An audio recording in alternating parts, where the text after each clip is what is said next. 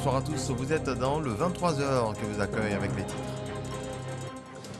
Le Premier ministre Patrick Achi a échangé aujourd'hui à la primature avec l'ensemble des acteurs de la filière café-cacao sur l'état d'avancement de la mise en œuvre du système de traçabilité. Était représenté à cette rencontre le groupement des exportateurs ainsi que le conseil café-cacao. L'augmentation des prix des denrées alimentaires sur le marché fait couler beaucoup d'encre et de salive. Les consommateurs se plaignent quand les commerçants se défendent. Dans ce contexte, le ministère du Commerce et de l'Industrie envoie une équipe sur le terrain. Ce lundi à Djamé, les commerçants de gros ont échangé avec des agents. Bientôt, un foyer d'accueil pour femmes victimes de violences en Côte d'Ivoire. C'est le projet de la fondation Children of Africa de la première dame Dominique Ouattara. Cette organisation espère recueillir les fonds lors de son dîner gala annuel qui aura lieu cette année, le 11 mars prochain. Des stars de la musique, du cinéma, de la mode et du sport sont annoncés. Je le disais à l'instant, le Premier ministre a fait le point avec les exportateurs. Le Premier ministre Patrick Achi s'est donc entretenu à la primature avec les acteurs de la filière café-cacao en ligne de mire. La mise en place d'un système de traçabilité du cacao unique pour la Côte d'Ivoire afin de garantir la durabilité de cette culture durante. Jean-Luc Bambo. Doter la Côte d'Ivoire d'un système unique de traçabilité de son cacao. C'est le sujet qui était au centre des échanges qui se sont déroulés ce matin à la primature entre le Premier ministre Patrick Achi et le groupement des exportateurs de cacao. Le système de traçabilité recherché est celui qui permettra au cacao ivoirien de répondre aux contraintes et exigences de tous les acteurs de la chaîne des valeurs du cacao. L'Union européenne est en train de mettre en place un système qui va donc imposer que tous les produits agricoles importés en Europe soient produits de manière durable. Ça veut dire que ce sont des produits qui doivent être produits avec le souci donc de ne pas faire travailler les enfants, de ne pas avoir des matières agricoles issues de la déforestation et surtout d'assurer un revenu décent à tous les producteurs.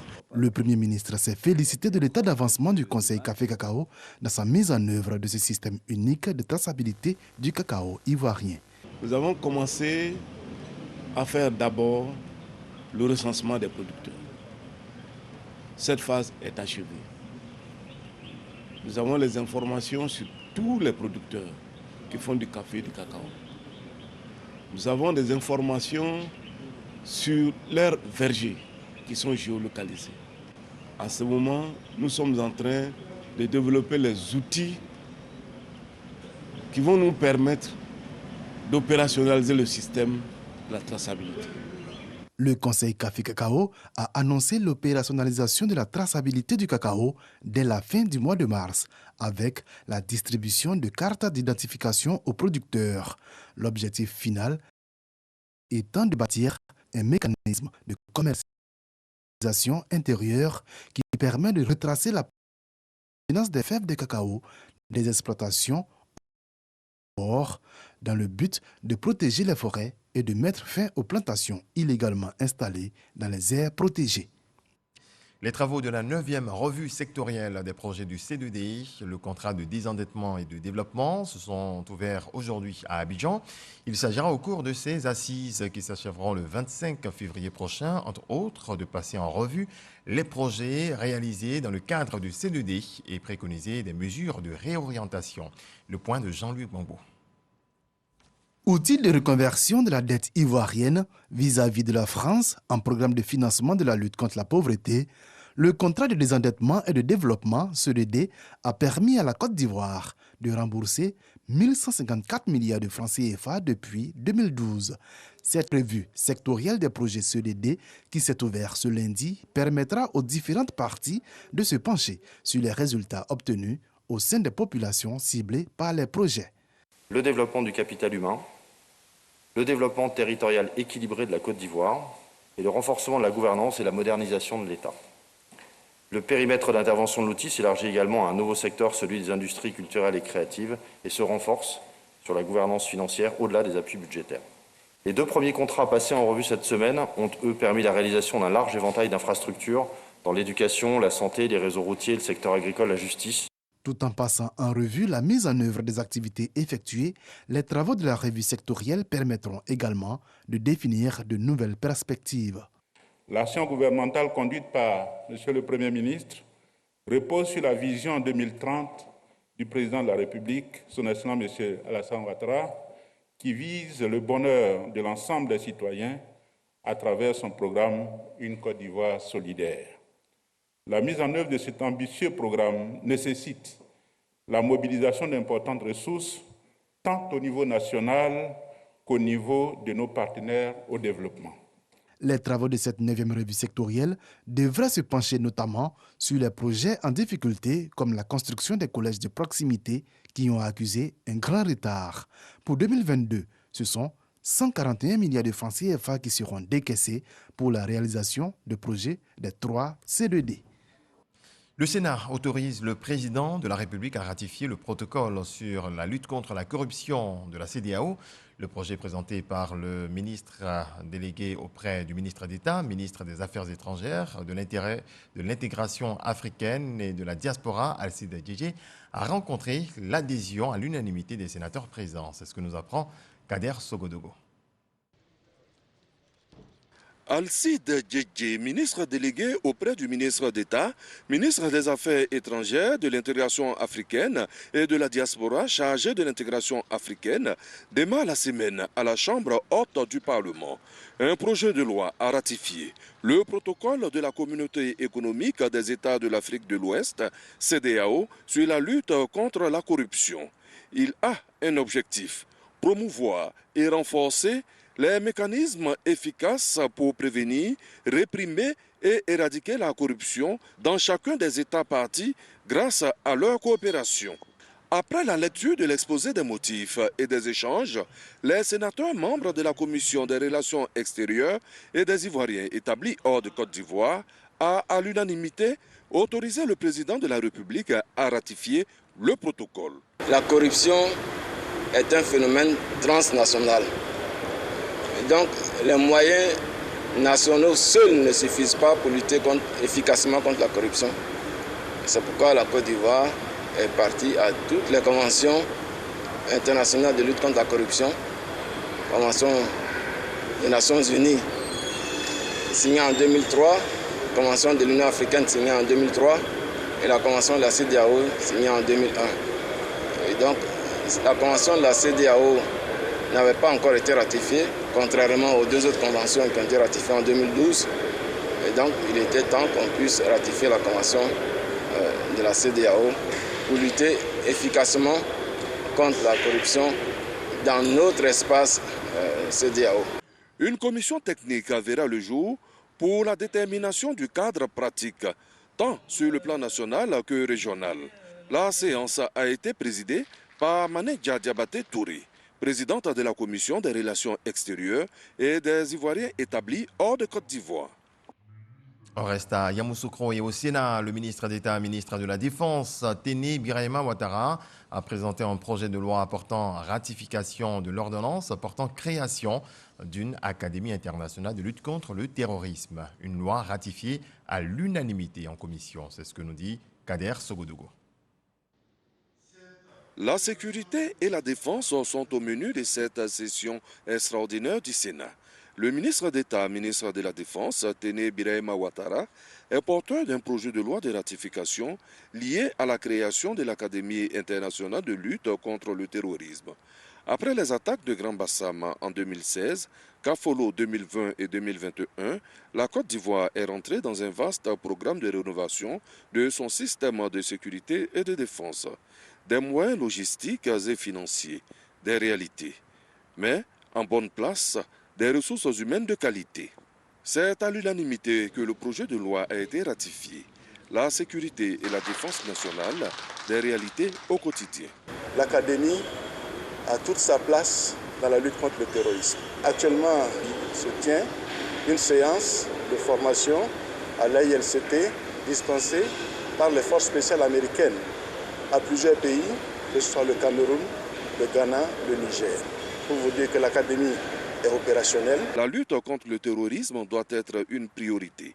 Dans la lutte contre le terrorisme, il n'y a pas de chapelle politique. Nous sommes tous concernés par ce fléau. Comme le dit souvent le président de la République, sans sécurité, pas de développement. Aussi, nous demandons à tous les Ivoiriens, à toutes les personnes qui vivent en Côte d'Ivoire, de se donner la main pour que nous puissions lutter efficacement contre le terrorisme. Les sénateurs, dans leur ensemble, ont tenu à féliciter le chef de l'État à travers le ministre d'État, ministre de la Défense, pour tous les efforts engagés dans le cadre de la défense nationale. Le ministre de la Défense l'a abordé à l'instant. La Côte d'Ivoire accueille le Flintlock 2022, l'exercice militaire et policier annuel initié par l'armée américaine depuis 2005, réuni pour cette édition un format réduit. Les forces de sécurité d'une dizaine de pays, dont 4 pays africains, le Ghana, le Niger, la Côte d'Ivoire et le Cameroun. L'opération vise à renforcer les capacités des nations partenaires à lutter contre le terrorisme. Abou Sanogo. Académie internationale de lutte contre le terrorisme pour le lancement du Flintlock 2022. C'est le premier et le plus grand exercice annuel militaire et policier initié par le commandement américain des opérations spéciales pour l'Afrique. Et il s'est assigné la mission d'aider au renforcement des capacités des nations partenaires dans la lutte contre le terrorisme.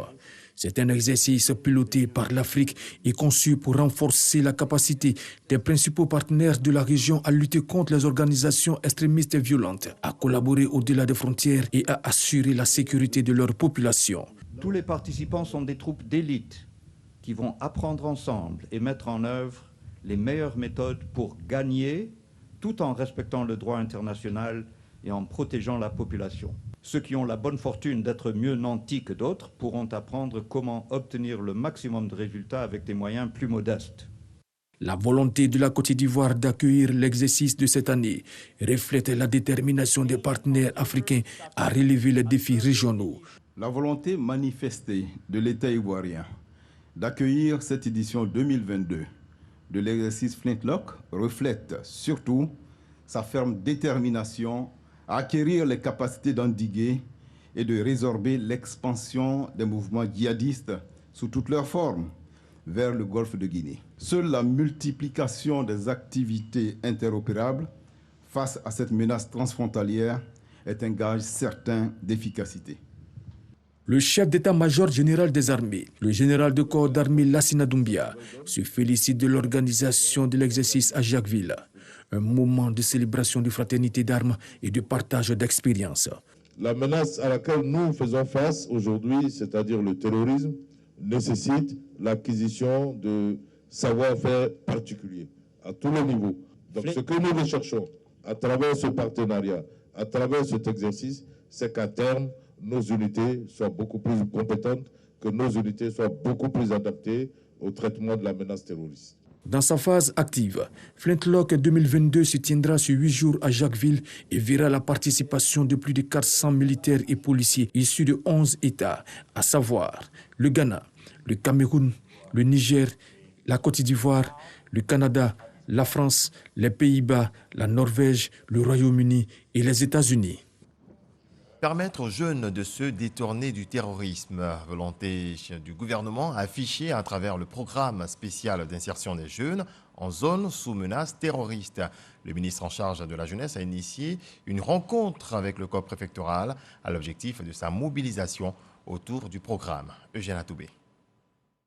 La question est d'une extrême importance au point de fédérer les énergies de 3 ministères. Promotion de la jeunesse, sécurité et communication. Leurs titulaires respectifs, Mamadou Touré, Vagondo Diomandé et Amadou Koulibaly, ont mission de mobiliser le corps préfectoral autour du programme spécial d'insertion en faveur des jeunes des zones sous menace terroriste. Ce programme tient en un ensemble d'interventions de l'État en matière d'emploi et d'insertion des jeunes des régions du Bonkani, du Tchologo, du Poro, de la Bagoué, du Kabadougou et du Foulon. Région identifiée comme zone menacée par le terrorisme. Après le lancement symbolique de ce programme à Togo et à Kafolo, nous passons à la généralisation dans la mise en œuvre de ce programme. Nous avons une forte implication donc des préfets de région et préfets de département qui vont présider les comités locaux en lien avec les collectivités territoriales et qui vont nous aider justement dans cette phase de généralisation dans l'ensemble des localités.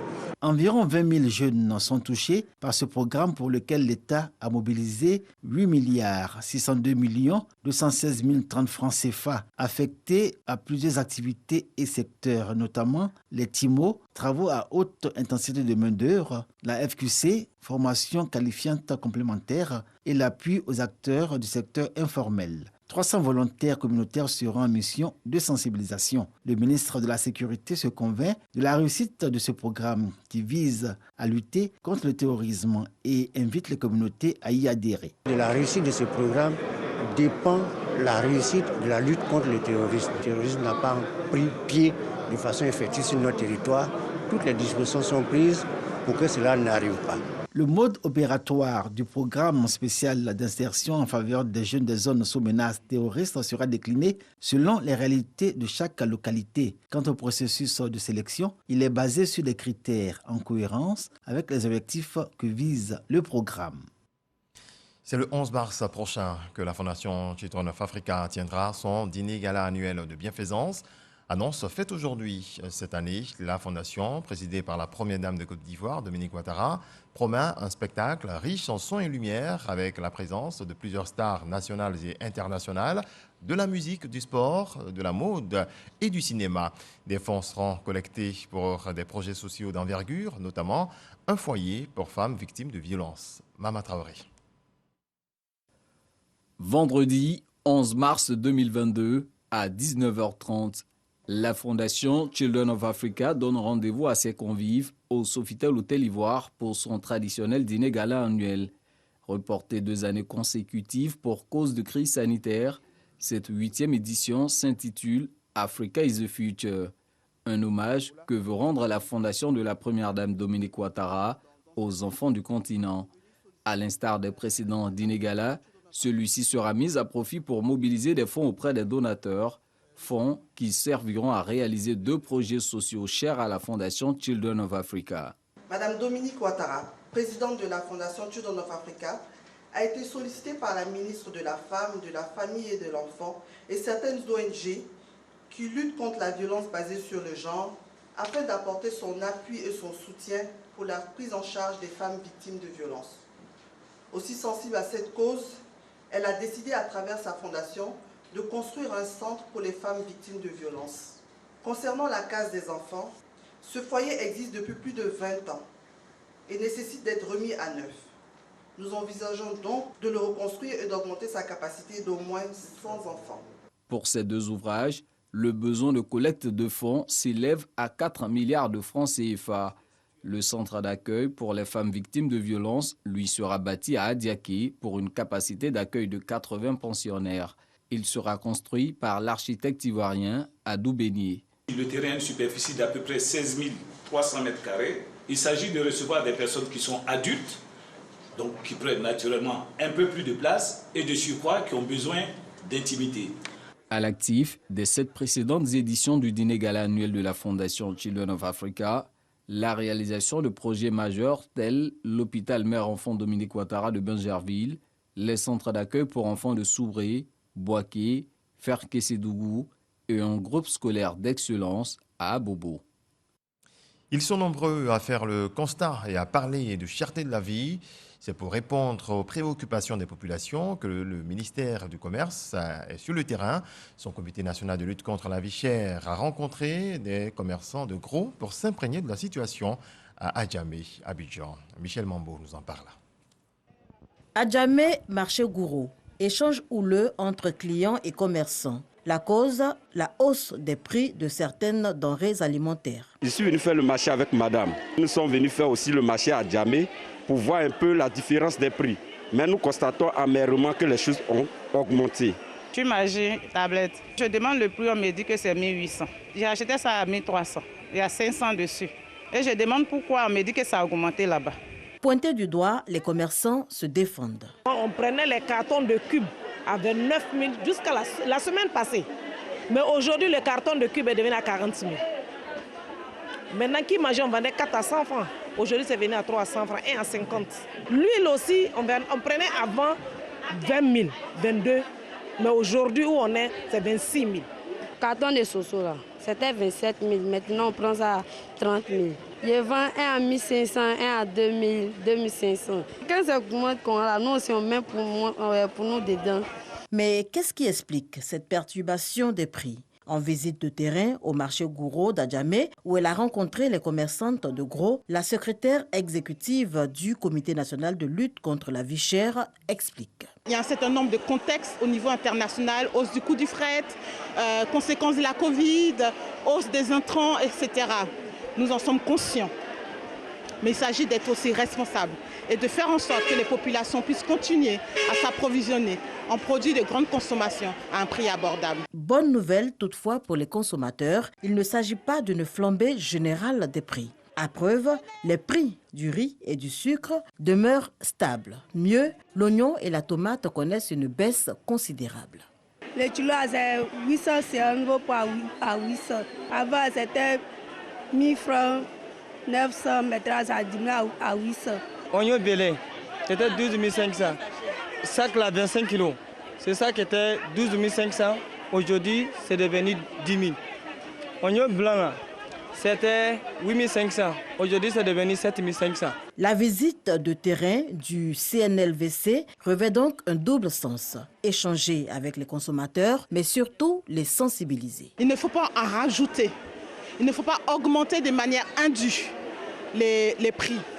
Parce que le gouvernement veille. Le ministre du Commerce et de l'Industrie, M. Souleymane Dirasouba, déploie ses équipes qui sont sur l'ensemble du territoire. Et s'il y a des pratiques anormales, il s'expose à des sanctions. Avec ses 30 comités locaux installés à travers le pays, le Comité national de lutte contre la vie chère se dit plus que jamais mobilisé contre la flambée des prix. États généraux de l'éducation nationale, un atelier de restitution et de mise en commun des travaux des commissions a démarré aujourd'hui. Il s'agit de permettre aux 7 commissions thématiques de consolider leurs travaux entamés depuis le mois de juillet 2021. Issa Yeo. Depuis le 19 juillet 2021, jusqu'au 14 février 2022, des experts de l'éducation nationale réunis en commission ont travaillé sur les mots qui minent l'école ivoirienne dans le cadre des États généraux de l'éducation. 6 mois après, l'heure est à la restitution et à la mise en place des mécanismes de consolidation des travaux.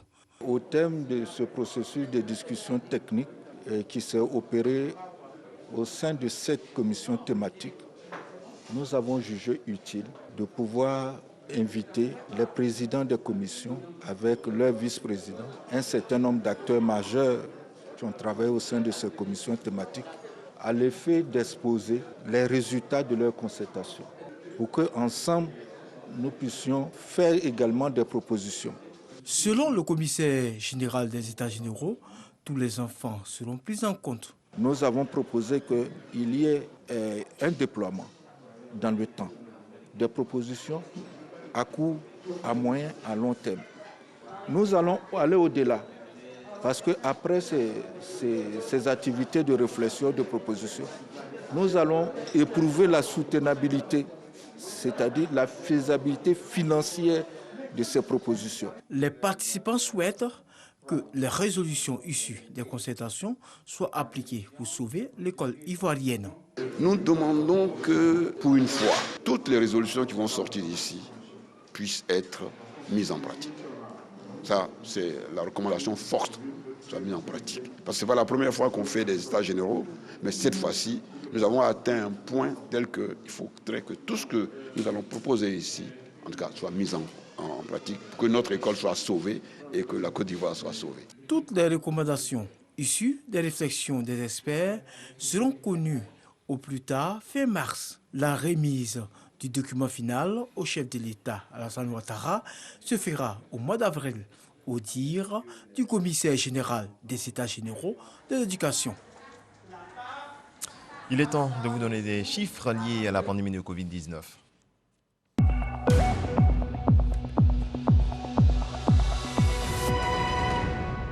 Le ministère de la Santé, de l'Hygiène publique et de la couverture maladie universelle a enregistré ce lundi 21 février 2022 7 nouveaux cas de Covid-19, 22 guéris et 0 décès à la date du 21 février 2022. La Côte d'Ivoire compte donc 81 374 cas confirmés, dont 79 285 personnes guéries, 791 décès et 1289 cas actifs. Le 20 février, 61 274 doses de vaccins ont été administrées, soit un total de 9 893 202 doses. Autre volet de l'actualité, les experts comptables de Côte d'Ivoire passent au peigne fin l'annexe fiscale 2022. Lors de sa première matinale de l'année, l'ordre des experts comptables a analysé ce dispositif et évoqué les moyens à mettre en œuvre pour une application efficiente. Jean-Luc Bambo. Faire une analyse approfondie de l'annexe fiscale à l'orée du nouvel exercice afin de mieux assurer la fonction de conseiller des opérateurs économiques, premier destinataire de l'annexe fiscale. Une tradition que l'Ordre des experts comptables a tenu à relever en organisant sa première matinale autour de ce dispositif fiscal. Cette annexe est un peu particulière puisque l'annexe 2021, ça avait donc fait couler beaucoup d'encre. Il y a eu beaucoup d'améliorations qui ont été apportées et ça soulage donc la profession comptable. Et pour nous, donc, il est essentiel de maîtriser donc les rouages et pour mieux accompagner nos contribuables et nos clients. L'annexe fiscale est rentrée en vigueur depuis le 4 janvier 2022. Les experts comptables se présentent comme un maillon essentiel dans le processus de dissémination et d'appropriation de cet outil. Le rôle majeur des experts comptables dans la mise en œuvre des actions de modernisation de l'économie et de vulgarisation d'une culture financière nationale demeure essentiel sur la voie de la bonne gouvernance des entités publiques et privées. Il y va de l'amélioration de l'efficacité de l'action publique. Avant les échanges sur l'annexe fiscale 2022, la matinale des experts comptables a été l'occasion également de présenter à la corporation les nouveaux diplômés d'expertise comptable 2021. Dans le reste de l'actualité, le Bénin expose pour la première fois ses trésors royaux pillés en 1892 par les troupes coloniales. Ces objets culturels ont été restitués en novembre 2021 par la France. L'État béninois les présente officiellement. Serge Collier. Le trône d'apparat du roi Guézo, la statue homme-lion du roi Glélé, le cataclé ou le tabouret royal du roi Béanzin, le trône de Cana ou encore les portes du palais royal d'Abomey. Ce sont quelques-uns des 26 trésors du royaume du Dahomey pillés en 1892 par les troupes coloniales conduites par le général Dodd. Restitué officiellement par la France à l'État béninois le 10 novembre 2021, soit environ 130 ans plus tard, ces œuvres inédites sont exposées pour la première fois au palais présidentiel de la Marina à Cotonou. Je suis très ému par tout ce que j'ai vu ici, mais on ne pouvait pas imaginer qu'il y avait des choses comme ça qui étaient faites par nos peuples. Honnêtement, j'ai envie de couler les larmes. C'est un grand succès pour le peuple béninois. Et voilà, chapeau pour ceux qui ont œuvré pour le retour de ces œuvres-là. Nous sommes venus apporter notre contribution et tirer les leçons pour notre pays parce que je pense que ce qui se passe ici peut inspirer chacun des pays qui sont dans cette démarche. Ça donne un sentiment de fierté que les choses ont existé, mais aussi ça doit nous pousser davantage à nous intéresser à notre culture. Les gens ont conservé d'ailleurs. Il faut qu'on puisse aussi se donner les moyens de conserver. C'est vraiment une histoire qu'on doit partager au sein de la population béninoise et aussi révéler à l'extérieur. Art du Bénin d'hier et d'aujourd'hui, de la restitution à la révélation. C'est le thème de cette exposition historique déployée sur environ 2000 mètres carrés. Nous avons prévu une période d'acclimatation de 2 mois avec les conditions qu'il faut pour réacclimater progressivement ces œuvres à l'environnement climatique qui est le nôtre. Donc après ces 2 mois, nous les avons sortis de caisse et avons donc préparé cette exposition pour le peuple béninois et le peuple africain qui était impatient de découvrir ces œuvres. 26 trésors royaux ainsi que 106 œuvres contemporaines produites par 35 artistes pour réaffirmer la continuité du dynamisme culturel et artistique du Bénin. On en vient à l'actualité en bref de ce lundi qui nous conduit tout d'abord aux États-Unis. Donald Trump lance son propre réseau social. Puis en Ukraine, où l'armée russe affirme avoir tué 5 saboteurs. Kiev dément l'accusation. Et enfin au Mali, les autorités de transition adoptent une nouvelle charte. L'actu en bref, Logoriti, Alexis Ouetraogo.